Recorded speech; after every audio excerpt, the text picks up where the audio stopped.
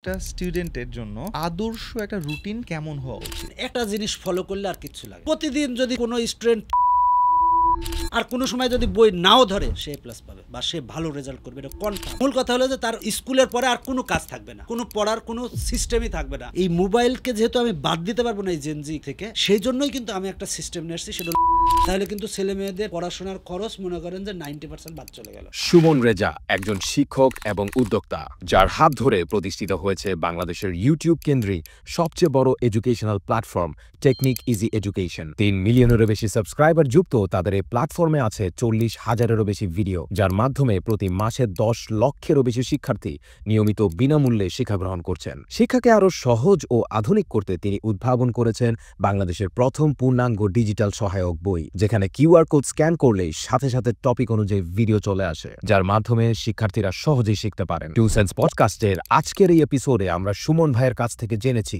গণিত সহ অন্যান্য সকল বিষয়গুলোকে ভয় না পেয়ে কিভাবে আরো সহজভাবে শেখা যায়। জেনেছি গণিতে মাত্র 18 মার্কস পেয়ে গণিতের একজন শিক্ষক হয়ে ওঠার জার্নি, এবং শিক্ষার্থীদের প্রতিদিনের রুটিনগুলো কিভাবে সাজালে তারা আউটস্ট্যান্ডিং রেজাল্ট করতে পারবেন। এরকম দারুণ সব বিষয়গুলো নিয়ে তিনি কথা বলেছেন আজকের এই এপিসোডে।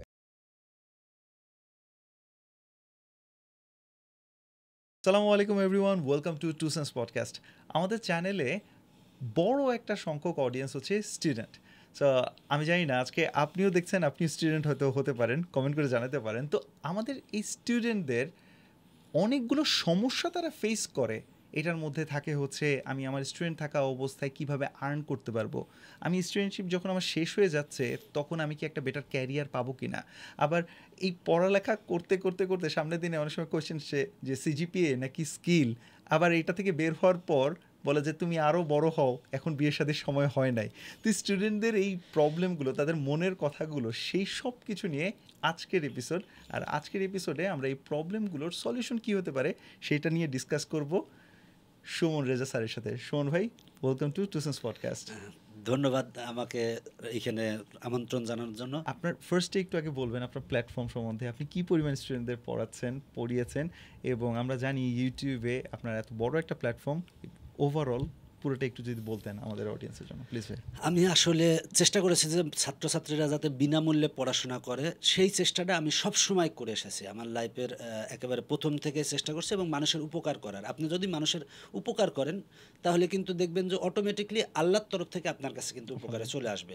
আমি টেকনিক ইজি এডুকেশন আমার অনলাইন প্ল্যাটফর্মের নাম, এবং আমার আরও কয়েকটা ইউটিউব চ্যানেল আছে এবং ফেসবুকেও আছে। তো আমি এ পর্যন্ত 40,000+ ভিডিও তৈরি করেছি, এবং আমার যে মূল চ্যানেল সেখানে কিন্তু প্রায় 3 মিলিয়ন মানে 30 লাখ সাবস্ক্রাইবার আছে এখানে, যেখানে নিয়মিত প্রতি মাসে মনে করেন যে প্রায় মানে 10 লক্ষের উপরে ছেলে মেয়ে বিনামূল্যে এখান থেকে পড়াশোনা করতেছে।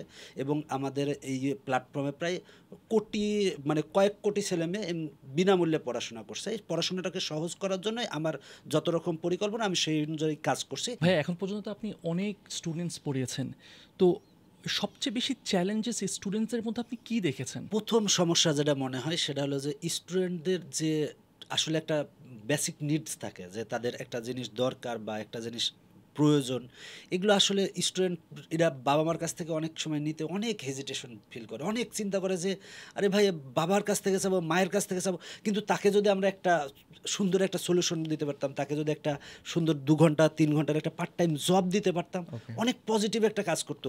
আমি মনে করি প্রথম এবং প্রধান সমস্যা হচ্ছে যে স্টুডেন্টদের যে মানে কোনো কিছু যদি নিজ থেকে ইনকাম করতে পারতো এবং নিজে যদি কিছু করতে পারতো, বা নিজে যদি কোনো কিছু একটা বানাইছে সেটা মনে করেন যে বিক্রি করলো বা করলো, এইটা যদি করতে পারে তার জন্য পজিটিভ এই কর্মক্ষেত্রটা আমাদের তৈরি করার দরকার। আসলে প্রথম হিসাবে আমাদের ছেলে মেয়েদের কিন্তু আর একটা কমন সমস্যা কি জানেন, তারা শর্টকাট খুঁজে। পরীক্ষার আগে কি যে বা বিভিন্ন সময় সাজেশন খুঁজে, শর্টকাট খুঁজে। একটা জিনিস মনে রাখেন, পড়াশোনার বা সফলতার কোনো শর্টকাট পদ্ধতি নাই। আপনাকে যদি ভালো করতে হয় বা ভালো জায়গায় যেতে হয় তাহলে কিন্তু আপনি শুধু পড়াশোনা নাই, জীবনের কোনো ক্ষেত্রেই কিন্তু আপনার কোনো শর্টকাট নাই। আপনাকে অবশ্যই কী করতে হবে, নিয়মিত পরিশ্রম করতে হবে। তো পড়াশোনার ক্ষেত্রে আপনাকে শর্টকাটটা না চিন্তা করে নিয়মিত যদি পরিশ্রম করেন, মনে করেন নিয়মিত পড়াশোনা করে, বা যদি কোনো একটা বিজনেসের ক্ষেত্রেও যদি সে নিয়মিত পরিশ্রম করে, তাহলেই সে সফল হবে। স্টুডেন্ট বলেন, বিজনেসম্যান বলেন, যাই বলেন, কোনো কিছু শর্টকাট পদ্ধতি নাই। বিশেষ করে স্টুডেন্টরা অনেক সময় ওই পরীক্ষার আগে শর্ট সাজেশন খুঁজে, এই শর্ট সাজেশন খোঁজা বন্ধ করতে হবে। ভাই এখানে আসলে এখানে টু ওয়ে কনভারসেশনটা আর কি আমার কাছে যেটা মনে হয়, যে কাজ আমি অনেক স্টুডেন্টসদের সাথে মিট করছি, দেখা করছি, কয়েকটা আমি চ্যালেঞ্জেস ফেস করছি। তাদের কিছু কথা একটা হলো যে ভাইয়া আমি একটা জিনিস করতে চাচ্ছি, আমি passionate, I am also skilled, but আমার আব্বু আম্মু মানা করতেছে, করা যাবে না কারণ তোমার পড়াশোনায় ব্যাঘাত ঘটবে। আচ্ছা, একটা স্টুডেন্ট সে সারাদিন পড়াশোনা করতেছে, স্কুলে যাচ্ছে, কলেজে যাচ্ছে, কোচিং করতেছে, বাসায় স্যার আসতেছে, সে 2-3 ঘন্টা পাবেটা কোথায়? যারা করতেছে, যারা ভালো ভালো হাই স্কিল্ড জব বা মানে এই যে ফ্রিল্যান্সিংয়ের কথা বলছে, দে আর ডুইং রিয়েলি গুড, তাদের আবার চ্যালেঞ্জ হইতেছে যে পড়াশোনাটা আবার বার্ডেন হয়ে যাচ্ছে। এটা একদম বাস্তব ভাইলা আমি ফেস করছি এবং এরকম আসে। তাহলে এই জায়গাটাতে আসলে ব্যালেন্সটা আমরা কীভাবে করতে পারি? একটা হইতেছে যে অভিভাবক যারা প্যারেন্টস, তারা একটু প্যারা খাইতেছে যে কি এই তুই এগুলো পড়াশোনার মধ্যে থাক, কিন্তু পড়াশোনা করলে তো আবার ভাই ইনকাম করবো কীভাবে? আমি নিজেই তো ছোটোবেলায় আমি যখন পড়াশোনা করতাম, আমি যদি সাইড কোনো কিছু করতাম, আমার প্যারেন্টসরা বলতে বাপ তোরে আমি আরও কিছু টাকা পয়সা দিতেছি, তুই এগুলো কিছু করতে চাইস না। আমি তো ভয়ে কিছুই টাচ করিনি ভাই, যেটা আসলেই বাস্তব। আমার সাথে এটা ঘটনা ঘটছে, আমি ভয়ে কখনোই কিছু করিনি। অ্যান্ড দেন আমি মনে করেন যে প্র্যাকটিক্যাল নলেজ আমি অনেক পিছাই গেছি। এই জায়গাটা সলিউশন কী ভাই? এই জায়গায় সলিউশন আছে। আপনি বলেন দেখি যে জাপান, চায়না বা ইউরোপের দেশগুলো কেন উন্নত? ওই জায়গা থেকে তারা বের হয়ে আসতে পারছে, আমরা বের হয়ে আসতে পারি নাই। আমি বলতে চাচ্ছি যে কাজের ক্ষেত্রটা তৈরি করা, সব জায়গায় গার্মেন্টস বা অন্যান্য জায়গায় যদি সব ক্ষেত্রে স্টুডেন্টদের যদি সুযোগ দেওয়া হয়, স্টুডেন্টরা মাস্ট ভালো করবে। ওর মেধা যতটা কাজ করে অন্য কারোর মেধা এত বেশি কাজ করবে না, কারণ তার মেধা আমিও পারবো না তার সাথে। তার যে স্কিল আছে, তাকে যে কোনো কিছু দেন, দেখেন দ্রুত করে ফেলতে পারবে। তবে আমার কথা যে অভিভাবকদের এক্ষেত্রে সুযোগ দিতে হবে। আর ভাই যেটা বললেন সেটা হলো ঠিক আছে যে পড়াশোনা করবে না সে টাকা ইনকাম করবে, দুইটা জিনিস, দুইটারই দরকার আছে, দুইটারই দরকার আছে। তবে প্যারালালি অনেক সময় ওই যে কাঁচা টাকার জন্য কিন্তু অনেকের কিন্তু পড়াশোনা বন্ধ হয়ে যায়। কাঁচা টাকা কিন্তু খুব খারাপ জিনিস, ঠিক আছে, আমাদের দেশে হিসাবে খারাপ জিনিস। কিন্তু দেখেন আমরা কি আমাদের দেশের থেকে কি পারে না যে হলো স্টিভ জব হইতে বা মার্ক জুকারবার্গ হতে পারে নাই কেন? আসলে আমরা ওই যে বললাম তো কনজারভেটিভ হয়ে আছি। আমরা এখনও ওই জায়গায় না, আমরা চিন্তা করি কি, আমরা খালি চিন্তা করি যে আমার ছেলে বকে যাবে, আমার ছেলে খারাপ হয়ে যাবে, এই হবে, টাকা ইনকাম করতেছে। হ্যাঁ, দুইটাই করুক সে, তবে পড়াশোনাকে বাদ দেওয়া যাবে না। পড়াশোনা অবশ্যই দরকার, স্কিলও দরকার। মজার ব্যাপার বলি আপনাকে ভাইয়া, সেটা হলো যে মানে বলতেছিলাম যে একটা আমার ছোট ভাই, ওর খুবই পিচ্ছি, ওকে আমি একদম ছোট অবস্থায় দেখছি, ও আমাকে হঠাৎ মেসেজ দিয়েছে, খুব ভালো লাগছে ওর ইয়া দেখে, খুবই ভালো করতেছে। তো আমাকেও বলতেছে যে কি he is so successful at his age. ও বলতেছে ভাই আমি হয়তো পড়াশোনার পারসিউ করতে চাচ্ছি না বিকজ ও এত ভালো করতেছে। তো আমাকে বলতেছে ভাইয়া হোয়াট ইজ দ্য রিজন, আমি কেন পড়াশোনা, কারণ আমি তো দিন শেষে পড়াশোনা আমি করতেছি যাতে একটা সময় জব করি, এই করি সেই করি, সেটা যদি গোল আমি তো অলরেডি করতেছি। তখন আমি ওকে যে জিনিসটা বললাম যে ভাইয়া আমি অনেক চিন্তা করছি, ওকে এটা নিয়ে অনেক ভাবছি, ও আমাকে কিন্তু ক্রিটিক্যাল কিছু কোয়েশ্চেন্স করছে। অ্যান্ড দেন আমি ওকে কিছু অ্যান্সার দিছি। আমার মনে হয় যে কি যারা দেখতেছে তাদের জন্য, এরকম যারা ছোটো ভাই আছে তাদের জন্য হয়তো এটা ইম্পর্টেন্ট। এডুকেশন ডেফিনেটলি দরকার, এডুকেশন লার্নিং আমি মনে করি যে শুধু এসএসসি এইচএসসি পড়া না, আমাদের এই বয়সে আমাদের পড়া উচিত। এডুকেশন বা লার্নিং ভাই লাইফ টাইম মরার আগ পর্যন্ত হওয়া উচিত, তাই না? আমি বললাম দেখো তুমি যখন এসএসসি এইচএসসি ও লেভেল যাই করো না কেন, প্রথমত তুমি যখন পড়াশোনার সাথে আসো, এটার না কিছু ইনডিরেক্ট বেনিফিটস আছে। অবশ্যই। কীরকম ইনডিরেক্ট বেনিফিটস? ধরো তুমি এখন ইউনিভার্সিটিতে পড়তেছো, আচ্ছা কয়েকদিন আগে আমি একটা বিজনেস কম্পিটিশানে গেছিলাম, সেটা ফিউচার মেকার্স। তো ওইখানে লিটারালি এত ট্যালেন্টেড ছেলে পেলে আমি দেখলাম, ওরা আমাকে বলতেছে যে উইন করছে যে মেয়েটা, সে আমাকে বলতেছে ভাইয়া এখানে আমি জিতি আর না জিতি সেটা বিষয় না, কিন্তু আমি এখানে অনেক ভালো ভালো মানুষের সাথে পরিচয় হয়েছি। আচ্ছা আপনি ধরেন একা একা একটা জায়গায় কাজ করতেছেন, ধরেন আমিও একটা জায়গায় কাজ করতেছি, অ্যান্ড দেন আমি আমার মতো করে করতেছি, ধরেন আমার ওই ছোটো ভাইটার কথা বলতেছি, ও কি ওদের সাথে কানেক্টেড হইতে পারতেছে না, কিন্তু ও কিন্তু একটা জায়গায় ওর একটা হাই স্কিল ডেভেলপ করতে পারছে, উইচ ইজ ফ্যান্টাস্টিক, আলহামদুলিল্লাহ। You definitely need to develop a very very high skills, no doubt about that. But what about network? ওই যে একটা মনে হয় কি জানি বলতেছিল যে লেভারেজ একটা কথা আছে যে লেভারেজ করা, যে আমাদের কিছু জায়গায় হচ্ছে আমরা লেভারেজ ইউজ করি, যেমন নেটওয়ার্ক ইজ অলসো লেভারেজ, টাকা পয়সা ইজ অলসো লেভারেজ, তাই না? তো তখন আমি ওকে বলতেছিলাম যে দেখো তুমি বুঝতেছো না যে তোমার যে টিচার, এই টিচারটা হয়তো বা কোনো না কোনোভাবে একটা কানেক্টেড হয়ে যেতে পারে। কালকে আমরা একটা এপিসোড করতেছিলাম, এপিসোডে একটা খুব সাকসেসফুল একটা ছেলে 19 বছর বয়স একটা ব্যবসা দাঁড় করছে, খুব সাকসেসফুল আলহামদুলিল্লাহ, মানে ক্রেজি হয়ে গেছে, 13 বছর বয়স থেকে ব্যবসায় জড়িত। ওর কো ফাউন্ডারে কেমনে পাইছে জানেন? ওর কো ফাউন্ডার ছিল ওর টিচার। লাইফে যেখানে যাবেন আপনার টিচার থাকবে, টিচার বলতে হয়তো কোচ হিসেবে থাকবে বা যা হিসেবে থাকবে। আমি আমার লাইফে অনেক প্রিন্সিপালস, অনেক ভ্যালুস শিখেছি টিচারদের কাছ থেকে, সত্যি কথা। আমি এখনও মনে পড়ে আমি যখন প্রথম বিজনেস ক্লাস করতেছি ইউনিভার্সিটিতে, আমার তখন আমি I was 20 or 21 years old। তো ওনার নাম আমার মনে আছে রিচার্ড, ওনার নাম হচ্ছে রিচার্ড, প্রফেসর রিচার্ড। তো উনি প্রথমে বলছে কি তোমাদের সবার ব্যবসা করা উচিত। হ্যাঁ, আমি 20-21 বছর বয়সে এটা জীবনে শুনিনি। প্রথম বলছে তোমরা সবাই ব্যবসা করো, কেন? বলছে বিকজ তোমাদের লাইবিলিটি সবচেয়ে কম এখন। তখনই বুঝিনি এগুলো কী, কারণ প্রথম ক্লাসে এটা আবার কেউ বলে, একেবারে বাস্তব কথা বলছে। এবং ভাই আমি যেটা বোঝাতে চাচ্ছি সেটা হচ্ছে যে কি এডুকেশন ডেফিনেটলি এই জিনিসটা তো আমাদের অবশ্যই লাগবে, বাট এটার থেকে এত ইনডিরেক্ট লেভারেজ আছে যেটা কিনা আপনার পরবর্তীতে আসলে you can't connect the dots আর কি মুভিং ফরওয়ার্ড, পরবর্তীতে you can really connect the dots. ও এটা ডেফিনেটলি ওটা আমাদেরকে মাথায় রাখতে হবে যে শুধুমাত্র যে আমি এই জন্য বলি না এখন যে এক্সট্রা কারিকুলার অ্যাক্টিভিটি করি, এইটা করো, ওইটা করো, সেইটা করো।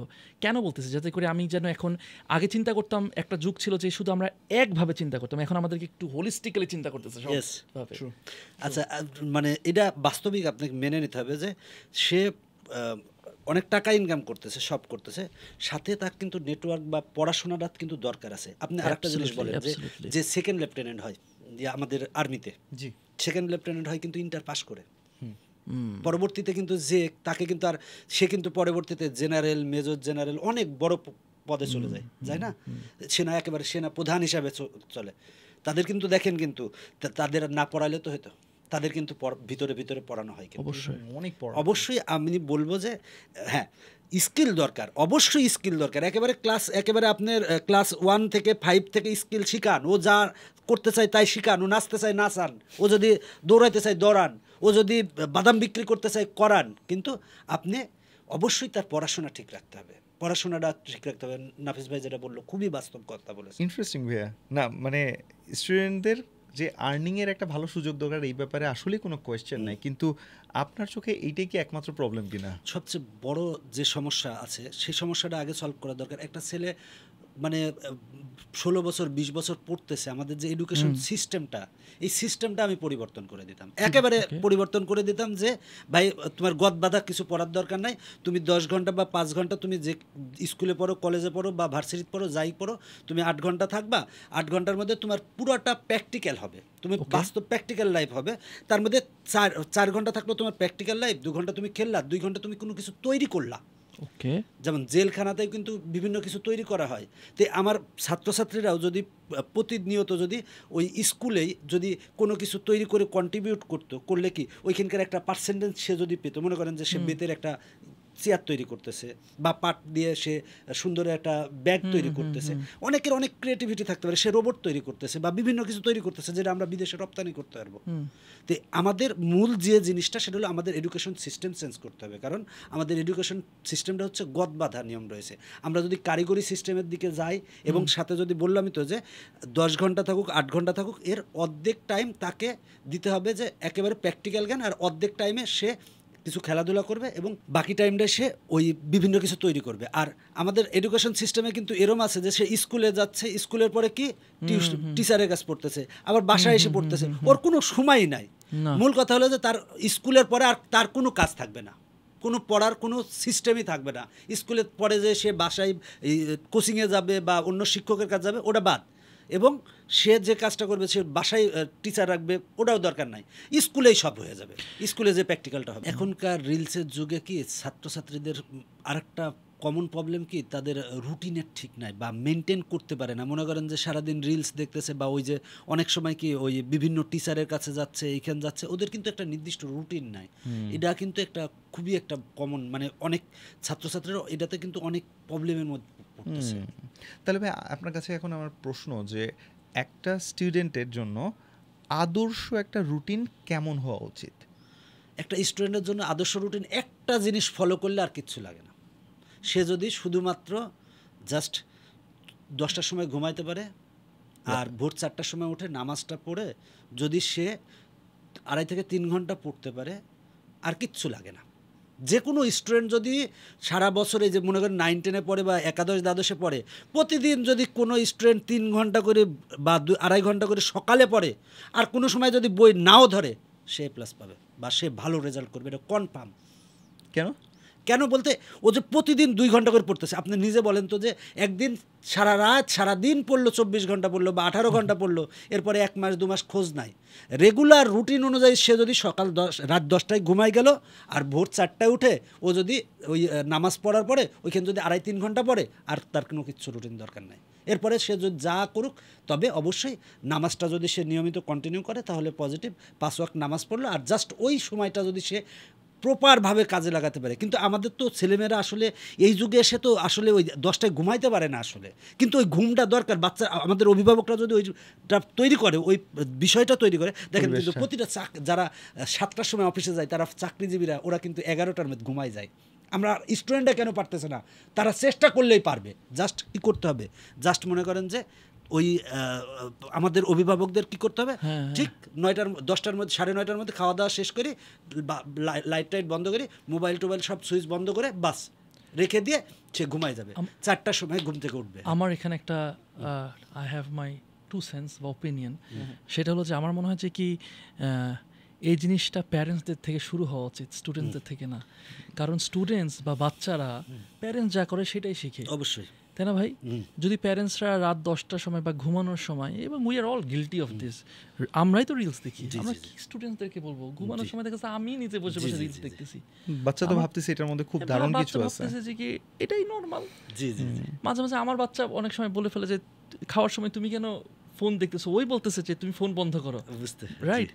তো আমার কাছে মনে হয় যে কি এখানে যারা যারা দেখতেছেন অনেকে আছেন যে প্যারেন্টস, আমি বলবো যে কি আমাদেরও দায়িত্ব আছে যারা প্যারেন্টস, যে এটা আগে নিজেরা আমরা অ্যাপ্লাই করি, আমরা যেন ফজরে উঠি, তাহলে আমাদেরকে দেখি তো শিখবে। এটাই বাস্তবতা। বলে না যে বাচ্চারা আসলে মানে ওরা দেখে শিখে, আয়না হিসেবে কাজ করে, দেখে শিখে। আচ্ছা ভাই, আপনার কাছে আমার প্রশ্ন, যে চাকরিজীবীরা 11টার মধ্যে ঘুমায় কেন? যে ছাত্রে যায় ও কিন্তু ঘুমায় যায় প্রকৃতই। আমার পরিচিত অনেকে আছে যে চাকরি করে, তারা ঘুমাইতে পারে। তাহলে আমরা এটা কিন্তু কালচার হিসেবে আনতে পারি কিন্তু এটা। আনডাউটেডলি। আর আরেকটা জিজ্ঞেস হচ্ছে, এটা আমাদের দেশে আমরা যদি একটু এমন হয় যে আমি কানাডা বা অস্ট্রেলিয়া এরকম অনেক বন্ধুদের সাথে যদি আমরা কথা বলি, ওরা দেখা যায় যে ওদের অফিস বা ভার্সিটি শুরু হচ্ছে একদম 7টা থেকে 8টা থেকে, একটা স্টেট থেকে আরেক স্টেটে ইভেন ওরা ট্রেন নিয়ে যাচ্ছে, আবার বলছে কি ডিনার করে ফেলেছি সন্ধ্যা 6টা, ঘুমিয়ে যাচ্ছে 8টা 9টা।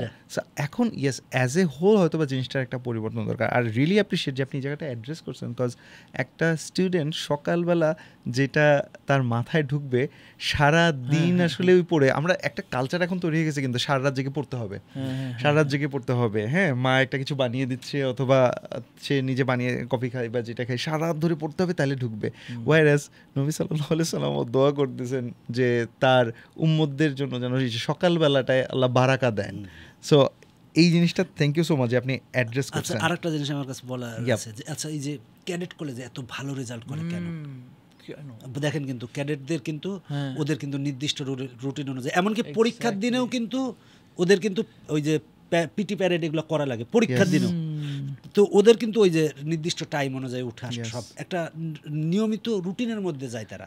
এই জায়গাটা ভাই আপনার সাথে আমি একটা জিনিস অ্যাড করি, এই যে আপনি পিটি প্যারেটের কথা বললেন না, দেখুন এখন একটা ছেলেকে আপনি বলতেছেন তোমার ঘুমাইতে হবে, এখন ভাই রাত 10টা বাজে 11টা বাজে, ওর তো এখনো ঘুমের চাহিদাটাই তৈরি হচ্ছে না, কারণ সারাদিন ফিজিক্যাল কোনো কাজ নাই তোর।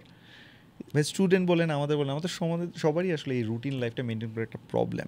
এখন স্টুডেন্টদের কথা যদি পার্টিকুলারলি বলি, আরেকটা প্রবলেম খুব বেশি দেখা যায়, সেটা হচ্ছে আমি যতই পড়ি আমার পড়াটা আমার মাথায় ঢুকে না, কোনো একটা ম্যাথ আমি করতে চাচ্ছি, এটা আমার মাথায় ঢুকে না, তাহলে এখন আমি কি করব? আচ্ছা, আপনাকে আমি একটা প্রশ্ন করি, বলেন তো দেখি, পরীক্ষার ঠিক আগের দিন জানলেন যে এই অঙ্কটা বা এই প্রশ্নটা আসবে, আপনি জীবনে সারা জীবন জানে আইছেন যে এটা খুব কঠিন একটা জিনিস, কিন্তু আপনি জানলেন পরীক্ষার আগে একজন বন্ধু বললে এটা আসতে পারে, আসবে, আপনি জাস্ট মানে একবার দুইবার রিডিং পড়ে 2 মিনিট হয়ে গেল।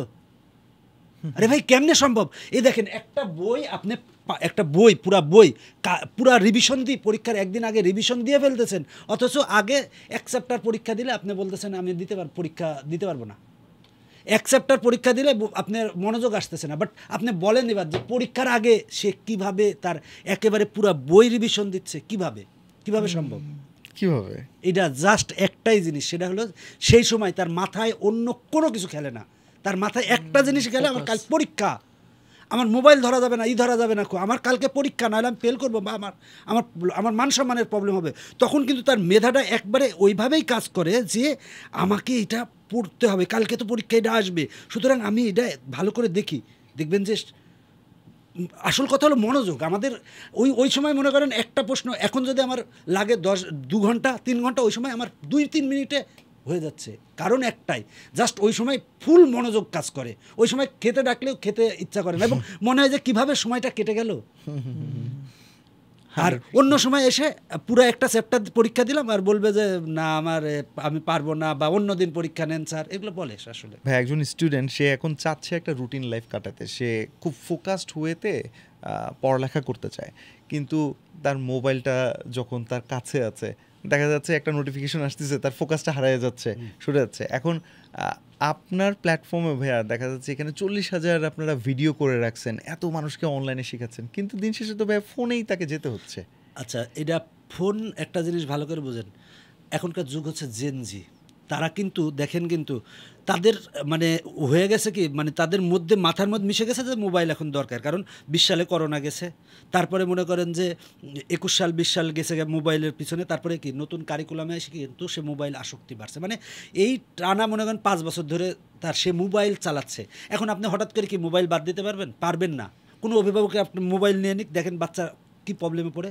এই মোবাইলকে কিভাবে কাজে লাগানো যায়, এই মোবাইলের মাধ্যমে ভালো দিক যেমন আছে, খারাপ দিকও আছে। দেখেন, যে খারাপ দিক অনেক কি, যে মোবাইল চালাতে সে হয়তো একটা অশ্লীল ভিডিও দেখতে পারে বা অন্য কিছু দেখতে পারে। তবে অভিভাবকদের একটা কথা বলার আছে যে ফেসবুক চালায়, ওইখানে যদি মনে করেন যে ইসলামিক পোস্টে বা ইসলামিক ভিডিওগুলোতে বা মনে করেন ভালো ভালো পেজে, বা মনে করেন যে আপনাদের পডকাস্টগুলো তো অনেক ভালো হয়, এই পেজে যদি লাইক দিয়ে রাখে, বা প্রত্যেকটা, দেখেন মোবাইল কিন্তু আমি যা দেখতে যাচ্ছি তাই দেখায়, আপনি যা দেখতে যাচ্ছেন তাই দেখায়।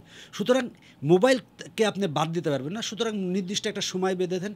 আর এই মোবাইলকে যেহেতু আমি বাদ দিতে পারবো না এই জেনজি থেকে, সেই জন্যই কিন্তু আমি একটা সিস্টেম নিয়ে আসছি, সেটা হলো আমার বই, যাতে ও মোবাইলের মাধ্যমে পড়াশোনা করতে পারে। দেখেন, আমি কিন্তু এই একটা বই মনে করেন, এই একটা ম্যাথের বই, সেটা হলো যে 9ম-10ম শ্রেণীর ম্যাথের বই।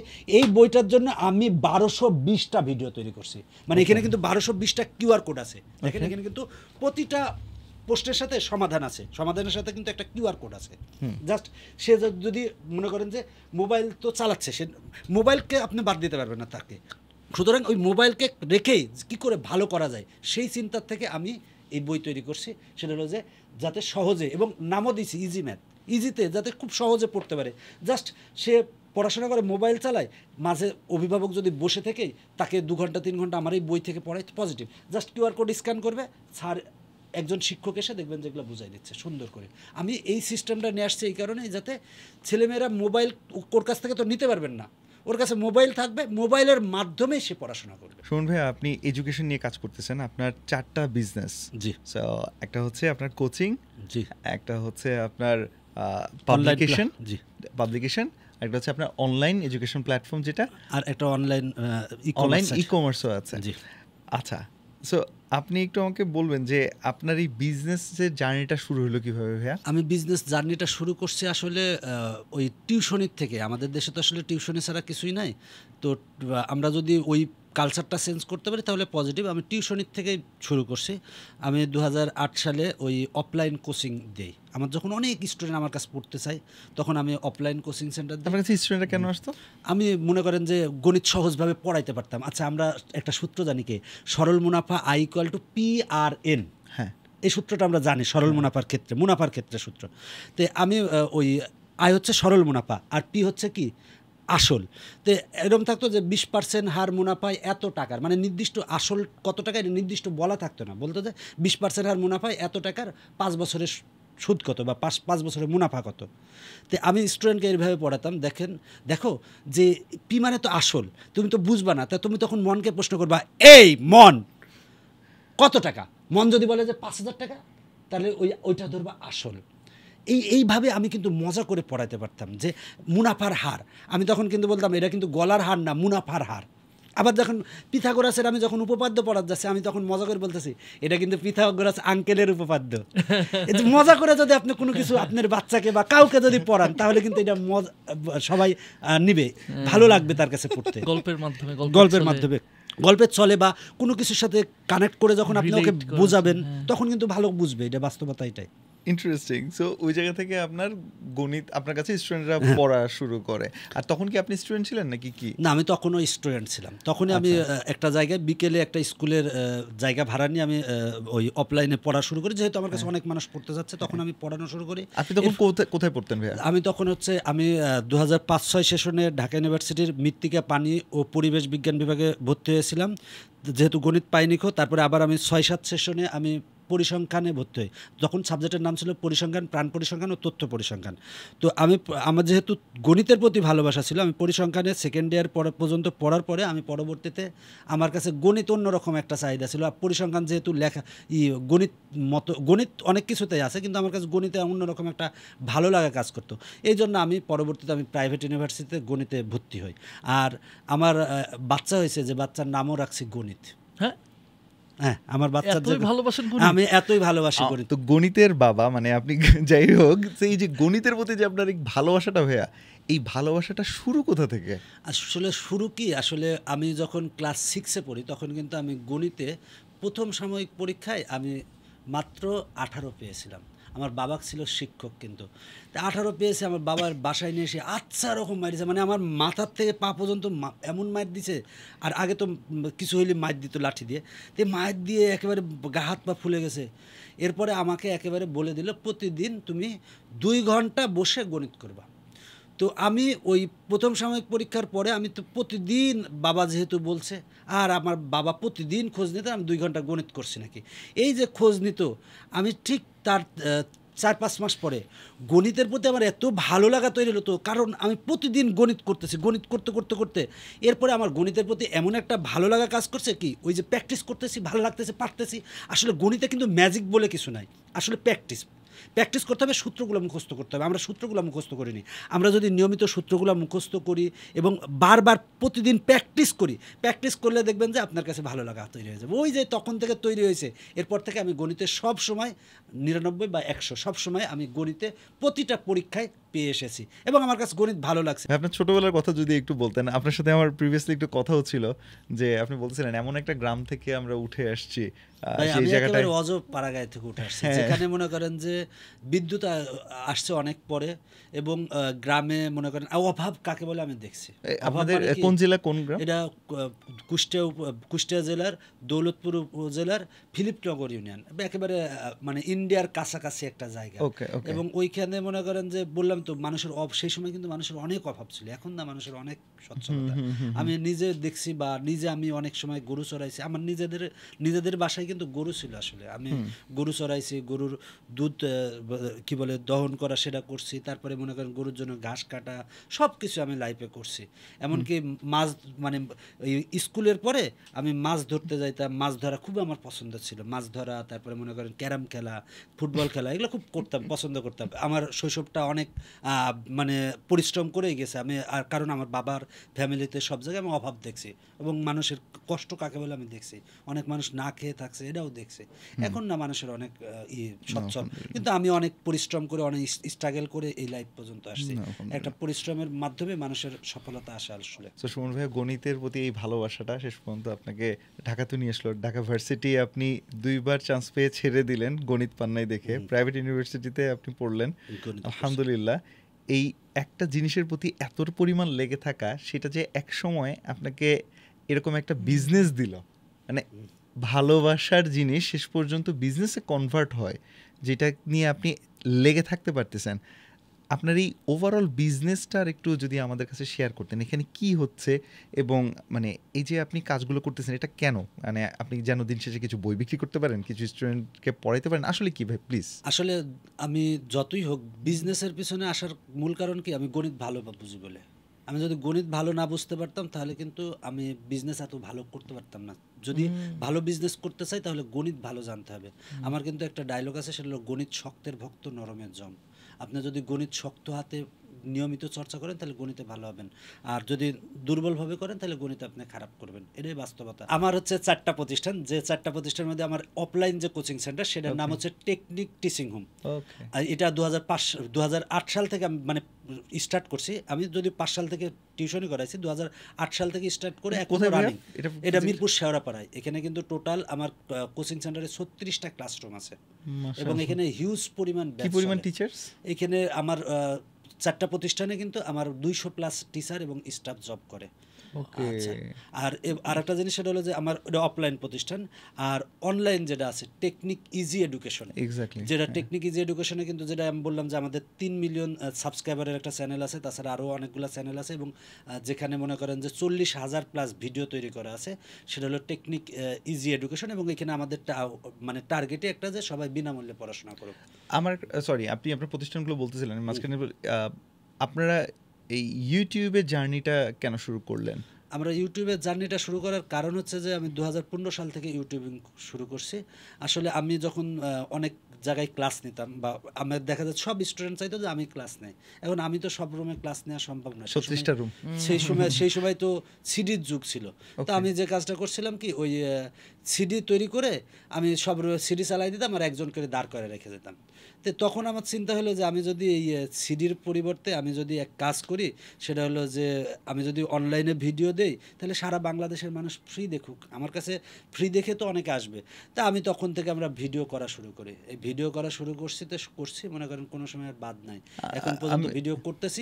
আমাদের একেবারে মিশন অ্যান্ড ভিশনই হচ্ছে যে সবাই বিনামূল্যে পড়াশোনা করুক। এরপরে আমি যেটা দেখলাম যে অনলাইনে পড়তেছে, অনলাইনে তো এখন হিউজ ভিডিও, এত ভিডিও, এত কিছু ভিড়ে তো অনেক ভিডিও খুঁজে পাওয়া যায় না। তো আমার আরেকটা প্রতিষ্ঠানের নাম হচ্ছে টেকনিক পাবলিকেশন, যেখানে কিন্তু আমি বইয়ের কাজগুলো করা হয়। মানে আমাদের তো মনে করেন যে আমাদের যে বোর্ড বই বা সরকার থেকে যে বই দেওয়া হয়, এই বইগুলো অনেক কঠিন করে লেখা থাকে, অনেক সময় অনেক সহজভাবে থাকে না, বা বিগত বছরের বোর্ড প্রশ্নেরও দরকার হয়। তো ওই বই লেখালেখির কাজ শুরু করে আমি 2018 সালে। তো আমার মাথায় একটা কাজ করতে থাকে যে আমি যে ইউটিউবের মাধ্যমে মানুষকে ফ্রি পড়াচ্ছি, সব কিছু করতেছি, তো বইয়ে কোনো কিছু করা যায় নাকি? এই বইয়ের ভিতরে যদি আমরা কোনো কিছু করতে পারি, তো এই মাথায় আমার সবসময় কাজ করতো। গত 2 বছর ধরে আমার মনে হলো যে যদি আমি পুরো বইটা থেকে কিউআর কোড নিয়ে আসি, একেবারে মনে করেন পুরো বইটাকে আমি কিউআর কোডের ভিতরে যদি আমি নিয়ে আসাই, হ্যাঁ এই বইগুলো দেখেন, ওই বইটার ভিতরে দেখেন, ওই বইটার উপরে লেখা আজকে দেখেন যে বইয়ের ভিতরে শিক্ষক ফ্রি, মানে বাংলাদেশে এই প্রথম বইয়ের সাথে শিক্ষক ফ্রি কেমনে? এই বইটার জন্য 1220টা ভিডিও আছে, 1220টা ভিডিও করা হয়েছে এই বইটার জন্য। তো ওই জাস্ট কেউ যদি চাই যে আমি বিনামূল্যে পড়াশোনা করব, জাস্ট কিউআর কোড স্ক্যান করলে সে পড়তে পারতেছে। এখন প্রত্যেকটা ম্যাথের নিচে একটা করে কিউআর। এটা কি ইংলিশ বা ফিজিক্স? সব সাবজেক্টে আছে, আপনি ইংলিশে বলেন, ফিজিক্সে বলেন, যে সাবজেক্টে চান, এখন প্রত্যেকটার সাথে একটা কিউআর কোড আছে। এখন মনে করেন যে আপনি পার্টস অফ স্পিচ পারতেছেন না, জাস্ট এখানে কিউআর কোড দেওয়া আছে, আপনি জাস্ট কিউআর কোডটা স্ক্যান করবেন, শিক্ষক এসে আপনাকে বুঝাই দিচ্ছে। আর এটা কিন্তু একটা রেভলিউশন। এটা তৈরি করতে আমার 2 বছর লাগছে। বাট এইটা যদি কোনো স্টুডেন্টের কাছে থাকে, এখন মনে করেন রাত 10টার সময় সে পড়াশোনা করতেছে, ছাড় নাই, বা মনে করেন কালকে পরীক্ষা, সে পারতেছে না, তখন সে কি করবে বলেন তো? তখন কি সে শিক্ষককে ফোন দেবে বা কাক ফোন দেবে? তার বাপ মার কাছ থেকে হেল্প পাচ্ছে না, তখন জাস্ট কি একটা বই থাকলে কি কিউআর কোড স্ক্যান করবে, স্যার এসে বুঝাই দেবে। এটা একটা কিন্তু চমৎকার একটা ব্যাপার। এবং এই আইডিয়াটা কিন্তু, এই আইডিয়ার ফলে কিন্তু ছেলে মেয়েদের পড়াশোনার খরচ একেবারে কমে যাবে। আপনাদের এটা কি পড়াশোনার খরচ কমে যাবে না? মনে করেন যে সে একটা ছেলে 2 বছরে গণিত পড়তে দেখা যাচ্ছে 20,000 বা 30,000 টাকা লাগতেছে, কিন্তু আমি সে যদি বই 550 টাকা দিয়ে একটা বই কিনে, তাহলে কিন্তু তার 2 বছরে আর কোনো টিচারই লাগতেছে না। জাস্ট সে এমনি তো সবার বাসায় স্মার্টফোন বা মোবাইল আছেই, তো তখন কিন্তু সে জাস্ট কিউআর কোড স্ক্যান করলে সব কিছু পাচ্ছে, সে পাঠ্য বইয়ের সমাধান পাচ্ছে, বিগত বছরের বোর্ড প্রশ্নের সমাধান পাচ্ছে। তার মানে দেখেন কিন্তু একটা বইয়ের জন্য আমরা অনেক কিছু করছি, পুরো বইটাই কিউআর কোড আছে, আপনি যেটা বুঝবেন না জাস্ট ইনস্ট্যান্ট, আপনার কালকে পরীক্ষা আছে, আপনার একটা জিনিস আপনার দরকার, ইনস্ট্যান্ট কিউআর কোড স্ক্যান করলে আপনি পেয়ে যাবেন। এখন ইউটিউবে সব কিছু আছে, কিন্তু ওইটা খুঁজে পেতে অনেকের কষ্ট হয়, কিন্তু ইনস্ট্যান্ট সে পাচ্ছে। এবং এটা কিন্তু একটা রেভলিউশন। আপনি কিন্তু সামনে যে যুগ আসবে, এই যে অনলাইনে বা কোচিংয়ে যাচ্ছে, এখান যাচ্ছে ওখান যাচ্ছে, জাস্ট এইটা যদি সবাই করে, আমিও চাই যে সবাই করুক, এরকম কিউআর কোড সিস্টেম যদি সব পুরো বইয়ে করে নিয়ে আসতে পারে, তাহলে কিন্তু ছেলে মেয়েদের পড়াশোনার খরচ মনে করেন যে 90% বাদ চলে গেল। এবং প্রতি বছর মনে করেন যে 10,000 কোটি টাকা সেভাবে স্টুডেন্টদের। পাবলিকেশন তো আমি যেটা জানি যে একদম লেটেস্ট এডিশন আপনাদের, মানে আপনাদের এই বই কি সেল শুরু করেছেন বা কি অবস্থা? হ্যাঁ, বই সেল শুরু করছে এবং বইটা ভালো চলতেছে। আমি প্রথম দিকে আমরা ওই একটু ছিলাম যে সব বই আসতেছিল না, তবে আমি আপনাকে বিশেষ করে ধন্যবাদ দেব, সত্যি বলছি ভাই, আমি আমার মন থেকে ধন্যবাদ দেব। এক সপ্তাহ আগে কিন্তু আপনার সাথে আমার কিন্তু একটা মিট হয়েছিল, তো ওইখানে কিন্তু আমার কথা বলতেছিলাম যে এত বড় আমার একটা প্রজেক্টে আমার অনেক টাকা খরচ হচ্ছে, এই হচ্ছে, আমি কিন্তু খুব ডিপ্রেশনে ছিলাম, আপনি দেখছিলেন। কিন্তু আমি কিন্তু তখন আপনি বিভিন্ন উদাহরণ দিলেন বা এটার আরেকজনের উদাহরণ দিলেন, বিভিন্ন জনের উদাহরণ দেওয়ার পরে আপনি আমাকে একটা কথা বলছিলেন যে তুমি সেল জেনারেট করো যেভাবে পারো। এই কথাটা বলছিলেন না, আমার কিন্তু মাথার মধ্যে লাগছিল। এবং আমি এমনিও একটু ডিপ্রেশনে ছিলাম যে এত বই মানে করতেছি, বই তৈরি করছি, আমার গোডাউনে কিন্তু প্রায় 1 লাখের উপরে বই আছে। এখানে মনে করেন সব বই তো এক একটা বই ছাপাইছি, ওগুলো রয়েছে। তো আমি যখন ডিপ্রেশনে ছিলাম, আপনি বলতেছিলেন যে সেল জেনারেট করতে পারলে তুমি পারবা, বিভিন্ন কথা। তো আমি তখনই বাসায় যেয়ে চিন্তা করলাম, তো ভাই তো ঠিকই বললো, আরে সাজ্জাদ ভাই তো ঠিকই বলছে, আমি আমার এত টাকা যাচ্ছে, আমি যদি সেল জেনারেট করতে পারি তাহলে তো আর কোনো সমস্যা নাই। আমি তখন কি করলাম, আমি সচরাচর গণিতের ভিডিও করে, নর্মালি করে, আমি এই বইগুলোকে একটু ফানিভাবে উপস্থাপন করে ভিডিও করলাম ভাই, সত্যি বলতেছি। আমি ভিডিও করার পরে আমি যেদিন থেকে ভিডিও করা শুরু করছি, প্রথম দিন একটু কম বিক্রি হয়েছে, এমনি প্রতিদিনে আমার 1-2 লাখ টাকার সেল জেনারেট হতো। আমি ভিডিও করার পরে, আপনার কাছ থেকে শোনার পরে, আমি যখন কন্টিনিউয়াসলি ভিডিও দিতে থাকছি, আমার গত 5 দিনে আমার কত টাকা সেল হয়েছে জানেন? আমি গত 5 দিনে 50 লাখ টাকা আমি সেল করছি, প্রায় 20,000 বই সেল করছি আমি। মাশাআল্লাহ, বারাকাল্লাহ। ভাই এখানে জাস্ট আমি একটু, কিন্তু আমি এই পুরো ক্রেডিটটা আপনাকে কিসের জন্য দিতেছি আমি বলি ভাই। আমি কিন্তু বললাম, আমি কিন্তু ডিপ্রেশনে ছিলাম যে আমি বই সেল করব কিভাবে। কিন্তু যখনই আপনি আমাকে মাথার মধ্যে হুক দিয়েছেন যে ভাই তুমি যাই করো তাই করো, তোমাকে সেল করতে হবে, এই জিনিসটা আমি আগেও অনেক সময় জানতাম, কিন্তু আপনি আমার মাথার মধ্যে ঢুকাইছেন না, তখনই আমি চিন্তা করলাম যে না, আমাকে সেল করতে হবে। তখন আমি চিন্তা করলাম কি করা যায়। এখন আমি প্রতিদিনই তো গণিত করাই একটু জাস্ট ট্র্যাক থেকে আলাদাভাবে বের হয়ে এসে আমি জাস্ট কয়েকটা ভিডিও করছি, প্রত্যেকটা ভিডিও ভাইরাল হয়েছে, এবং যে একটা বই কিনতেছে সে অন্য বইগুলো কিনতেছে। না, আমি জাস্ট একটু অডিয়েন্সের ক্ল্যারিফিকেশনের জন্য বলি যে এটা এমন হয়ে যায় না যে আমি ভাইকে বলছি ভাই আপনি সেল করতে পারলি, মানে আমি বলে ফেললাম আর হয়ে গেল। না ভাই, এটা কোনো মন্ত্র না ভাই, মন্ত্র না ভাই। একটা জিনিস আপনি বুঝতে হবে ভালো করে। যে কাউকে আপনার হুক পয়েন্ট দেয়া, এই যে আমরা বলি না যে 3 সেকেন্ড ভিডিওর হুক পয়েন্ট, তো আপনি যে কাউকে মাথার মধ্যে একটা হুক পয়েন্ট দিয়ে দিলেন, আমার কাছে ওইটাই হুক পয়েন্ট ছিল আসলে। না, আলহামদুলিল্লাহ, মানে হুক পয়েন্ট ছিল। আলহামদুলিল্লাহ, you have been so kind যে আপনি এটাকে রেকগনাইজও করতেছেন। কিন্তু জাস্ট অডিয়েন্সের জন্য বলি যে ভাইয়ের কিন্তু আসলে প্ল্যাটফর্ম রেডি, মানে হচ্ছে 30 লক্ষ মানুষ সাবস্ক্রাইব করে আছে। তিনি যেটা কাজ করতেছেন এখন, ভাইয়ের এখান থেকে ডে 1 থেকে কেউ এসে ফানি ভিডিও করে বললো কালকে আমার সেল লাগবে, ব্যাপারটা কিন্তু এরকম না। রেদার একটা মানুষ তার পুরো অর্গানাইজেশন মিলে তারা 40,000 ফ্রি ভিডিও দিচ্ছেন। এখন তারা ম্যাথ করাইতেছেন, কিন্তু ওইভাবে করে আর যদি না বলেন যে আমার বইটা আসছে, this is a solution for your problem, কেন? আমরা তো আসলে মানুষকে শিখাই, আমরা কি আর ওইভাবে বলা যায়? মানে এইটা কাটিয়ে একটা মানুষ যখন প্রপার অফার করতে পারলো একটু ডিফারেন্টভাবে, তখন অডিয়েন্স আসলে তাকে তার সেই ভ্যালুর রিটার্নটা দেওয়া শুরু করলো। কারণ আপনি আসলে আলহামদুলিল্লাহ প্ল্যাটফর্ম আসলে আপনার রেডি ছিল, আপনার জাস্ট একটু জিনিসটা বললেন না। তো আমি তখন তো আপনি যখন আমাকে বলছেন যে সেল জেনারেট করতে হবে, তা এখন আমি তো নর্মাল ওয়েতে সেল জেনারেট করতে পারতেছিলাম না। তখন আমি কি করলাম, তখন আমি জাস্ট কি করছি যে চিন্তা করছি যে সেল জেনারেট করতে হবে, তাহলে কি করতে হবে? হ্যাঁ, আমার ভিডিও বেশি ভিউ পাইতে হবে। তো আমি তখন কি, আমি ম্যাথ পড়াইতাম, আমি যাই অন্য জিনিস দিয়ে, আমি জাস্ট মানে একই জিনিস কিন্তু আমি একটু অন্যভাবে বললাম, একটা হুক নিয়ে আসছি। কন্টেন্ট ডেফিনেটলি অনেক ওয়ার্ক করে। একটা কথা আছে যে মানে কোনো কিছু বিক্রি হয় না দুইটা রিজনে, either people don't know you exist or people don't trust you.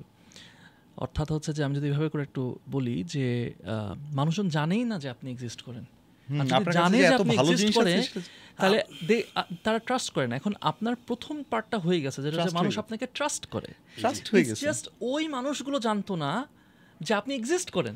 So আপনার ওই কন্টেন্টের মাধ্যমে জাস্ট প্রোডাক্টটা তখন অ্যাভেলেবল। তো ওই দুইটা জিনিসটা আসলে অনেকে মনে করে আচ্ছা কিন্তু ভাই কন্টেন্ট দিচ্ছি কিন্তু বিক্রি হচ্ছে না। ভাই মেবি আপনাকে মানুষ ট্রাস্ট করে না, মেবি আপনার প্রোডাক্টই ভালো না, মেবি আপনার সার্ভিস ভালো না, বাট আপনার আলহামদুলিল্লাহ প্রোডাক্টও মাশাআল্লাহ ভালো, ট্রাস্ট আছে। বিশেষ করে ভাই অনেক শিক্ষক পর্যন্ত, so lot of credit goes to you ভাই।